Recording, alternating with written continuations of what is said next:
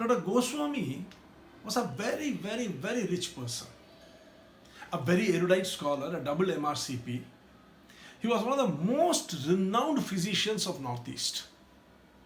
He was a pillar of Guwahati society, and to top it all, he was 65 years of age. I, on the other hand, was just 20-year-old, an ordinary graduate and a medical representative from an unknown company. My salary during those days was just 450 rupees per month, whereas he was earning in lakhs. This, my dear friend, is the story of how we became good friends. Such good friends that Dr. Goswami flew down from Guwahati to Chennai in 1983 to attend my marriage. Dr. Goswami was furious on 4th May 1980 past midnight when I woke him up.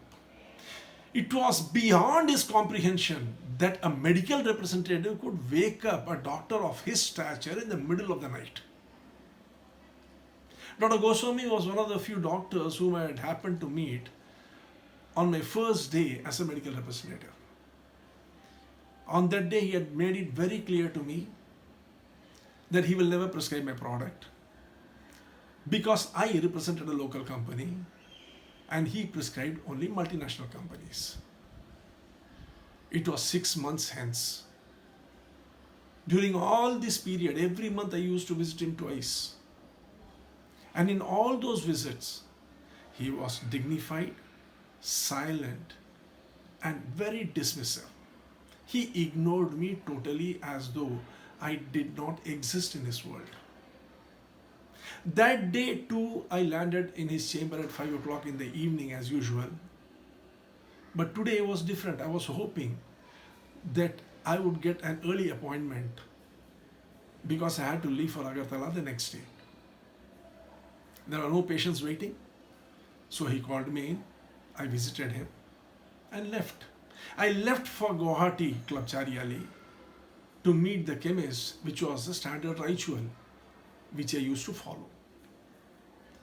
As I was waiting for the pharmacist to attend to me, Dr. Goswami's driver came in. To cut a long story short, I found out that Dr. Goswami's wife was taking cyclospasmol, which was not available, and we had cyclacin, which was its competitor. I made a few discreet inquiries and found out that the product was not available for over a month now, and only 12 tablets were available with a chemist in Chandmari. I took an auto from there, went to that chemist, purchased those 12 tablets. In the same auto, I went all the way home to Maligaon, a distance of over 45 kilometers, collected 100 tablets of cyclacin, had my dinner, and took the auto back to Dr. Goswami's house. By the time I reached there, it was past 12. And he was furious at being woken up in the middle of the night. I thrust the packet into his hand, briefly told him what had transpired, and I told him that since I had to leave the next day in the morning, I had no option but to come and give it to him that night because the product would not have been available to his wife after 3 days. Friends, without talking to him, I turned around and walked away. 15 days later, on the correct date of my next visit, I landed up in the chamber, sent his card in, waited for the call. There were a few patients. After the patients, he called me in, I visited him, and as I was leaving, he stopped me and thanked me for the medicines.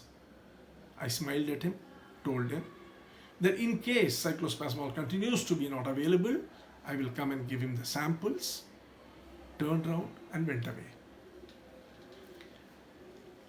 The next 2 days, there was nothing. I didn't know that it was the calm before the storm. Come the third day, the avalanche of prescription that hit Guwahati market. I completed my yearly target between May and November. It was a phenomenal achievement. And I could not understand at that time why it happened. It took me 20 years to realize what had exactly happened on that day. Friends, within every big man, every accomplished man, there is a small child wanting to be loved, accepted, and appreciated. It is known by many names. Some call it the child ego, some call it the inner child, some call it the observer, but whatever you may call it, it is that reptilian brain which came with us when we came out of water onto land 320 million years ago. And even today, it is that reptilian brain that decides for us, that keeps us alive. Friendship is one of the gates through which to enter into the mind. Friendship has got 3 triggers and 25 elements. Mirroring is a major trigger, and intrigue is a very, very vital element. Let us understand what is mirroring. When the organism came from water to land, the only way it could identify itself with people with whom it will be safe is by seeing people who behaved like it and who had the same attitude. The mind's way of identifying like-minded, like-attitude people is what is called mirroring. And intrigue is what?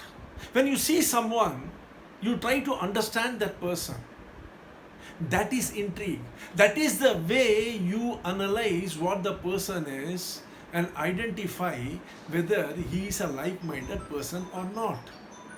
So you see, friendship, mirroring, and intrigue were major components of converting Dr. Goswami to become a friend. Now let us see at it from another angle, from the angle of psychology as a science. 2 things played a very important role in this. The Zeigarnik effect, on which acted the sleeper effect. What is the Zeigarnik effect? We all know that anything unfinished creates stress in our mind. Our mind keeps on going back to unfinished job, unfinished problems. This is called Zeigarnik effect. And what is sleeper effect? Sleeper effect is when we store some information, the message and the messenger is stored together. But over a period of time, we find that the message and the messenger do not tally, they get dissociated, and the message gets discounted. And when we realize that the message as understood by us was not correct, the effect starts on the messenger. That is precisely what happened in this case. It was a simple case of mirroring. Please understand it the way I am telling it. Dr. Goswami had a very high opinion about himself, and he did not consider people like me to be of his equal who merited any importance. He was habituated to people behaving in a sycophantic manner, and he expected the same thing from me. He did not think that I could have an independent thought of myself. So when I gave the samples to him for his wife, he thought I was trying to get closer to him. In fact, that's precisely what I was trying to do. But I did it in a slightly different way. I gave it to him, but did not return back to it as a matter of importance. I, by doing so, signaled to him that I am not doing it for you, I am doing it because that's what I am. This was something which he could not comprehend. Just imagine, he must have expected me to come back within 2 days of giving the sample in the first place and try to get close to him. That did not happen. I did not get back for 15 days. Then when I came and sent the card in, he must have thought in his mind, now this boy will try to get closer to me. That also did not happen. I just tried to walk away. This created a mirroring in the mind of the reptilian brain. And he was intrigued. What is this boy? How is he behaving so disdainfully? Why is he not trying to get close to me? This was from the angle of the reptilian brain. Now let us understand it from the angle of the Zeigarnik effect. If I had made a move to become close to him, the problem would have been solved, the circle would have been completed. The subject matter would not have kept on intruding in his brain. And the sleeper effect was, the first time when it happened, he must have thought this boy is taking advantage of this situation to get close to me. So he stored me along with my giving the sample as a strategy to take advantage of him. But when that did not happen, the message and the messenger got dissociated. And finally, when I met him and still did not make any move towards making friendship with him, it got totally dissociated, it got negated, and he had to think of me as a person with a value. 2 days passed. Now he had to prove to me that he was a bigger man than me. This is what is meant when we say we have influenced someone. This is what happens when we say someone is fascinated with us. Please give your comments and questions. If you need any more clarification, I am always at your service. And whenever you want to influence someone or bring such a man into your grip, please don't forget to ask yourself, who are you talking to? Thank you, friends. Your success coach, Arun Subramanian, at your service. Tune in again for another episode of Who Are You Talking To next week.